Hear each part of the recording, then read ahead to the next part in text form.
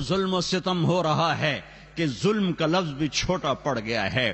ایک کلمہ گو دوسرے کو کافر کہے جا رہا ہے، وہ اس کو کافر کہے جا رہا ہے، تو جنت جاونا کہیں؟ جنت تو خالی ہے. پھر امت بن کے رہو. میرے نبی نے امت بنائی، اپنے خون دے کر، اپنی اولاد کو ذبح کروا کے، 1.25 لاکھ صحابہ کی قربانیاں دلوا کر ایک امت بنائی ہے. میں تمہیں اللہ رسول کا واسطہ دیتا ہوں، فرقوں میں مت بٹو، فرقوں میں مت بٹو، فرقوں میں مت بٹو. یہاں اچھی مثال قائم کرو، مسلمان بن کے رہو، مومن بن کے رہو، مسلم بن کے رہو، اپنا تعارف بطور مسلمان کرو. یہاں بھی اگر وہ لڑائیاں تم نے کھڑی کر دیں تو آنے والی نسلیں تمہیں معاف نہیں کریں گی. میرا نبی تمہیں معاف نہیں کرے گا کہ میں تو لوگوں کو جنت میں پہنچانے آیا تھا، تم نے میرے کلمہ گو کو کافر کہنا شروع کر دیا. کسی کو کافر کہنا اتنا آسان کام ہے؟ کیوں ممبر پہ بٹھاتے ہو ایسے لوگوں کو جو تمہیں فرقوں میں بانٹ کے چلے جاتے ہیں؟ میں بھی آ کے آگ لگا سکتا ہوں، لیکن میں نے اللہ کے رسول کو جواب دینا ہے.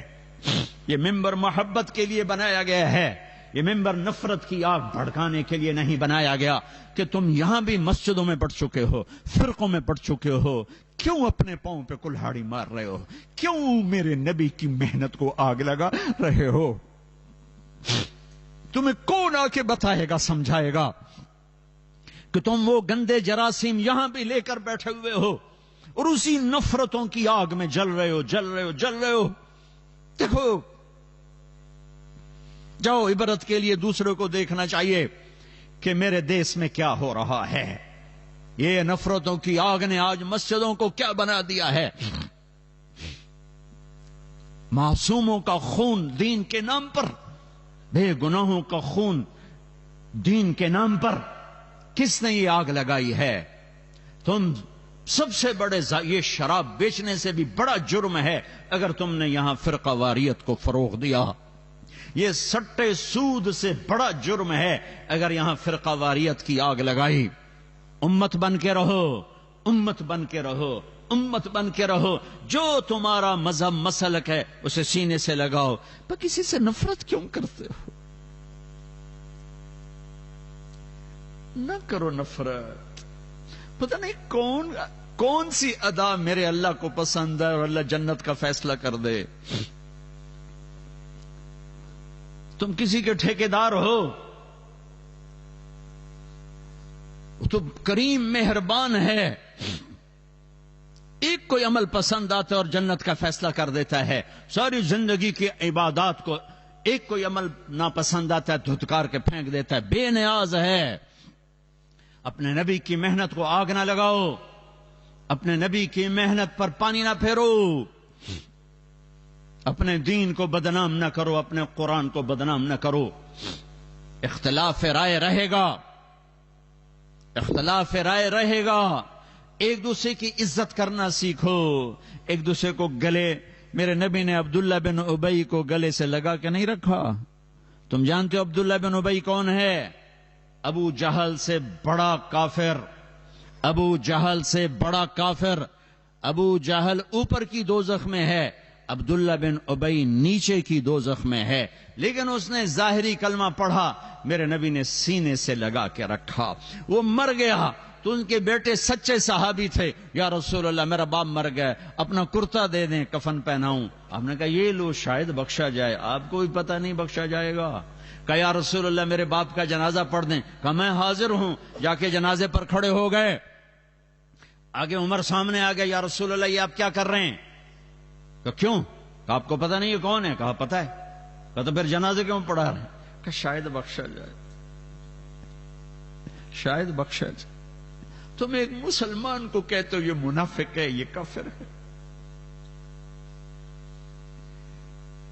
یہ تمہارا ملک ہے کہ یہاں سے لوگ حج پہ جاتے ہیں اور مکے کے امام کے پیچھے نماز نہیں پڑھتے، مدینے کے امام کے پیچھے نماز نہیں پڑھتے. وہ کہاں سے؟ جہاں سے اسلام آیا تھا ان کو ہی تم نے کافر بنا دیا. تو اسلام پھر ہے کہاں؟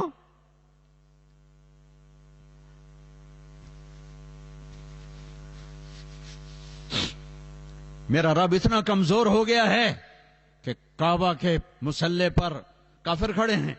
مدینہ مسجد نبوی، میرا نبی اتنا کمزور ہو گیا ہے کہ ان کے مسلح پر کافر کھڑے ہیں، گستاخ رسول کھڑے ہیں.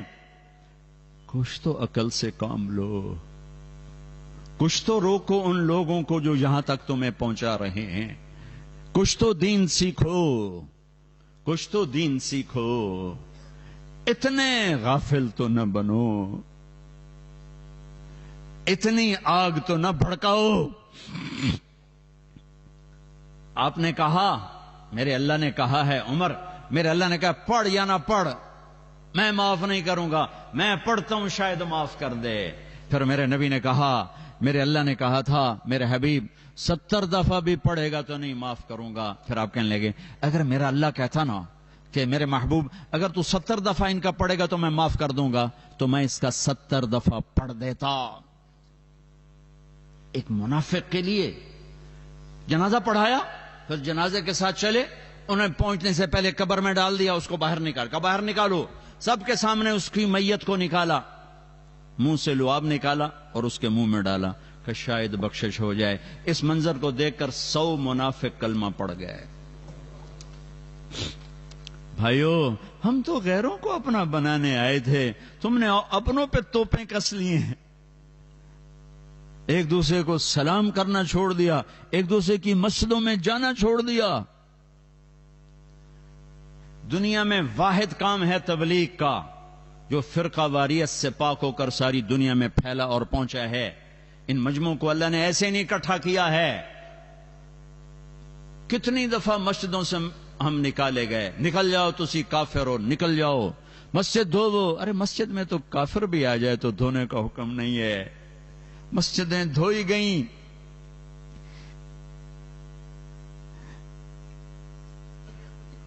اور میں نیا گیا تھا تبلیغ میں، تو ایک مسجد میں گئے تو امام مسجد نے ہمیں ماں بہنوں کی گالیاں نکالی کہ تم گستاخ رسول ہو، کافر ہو.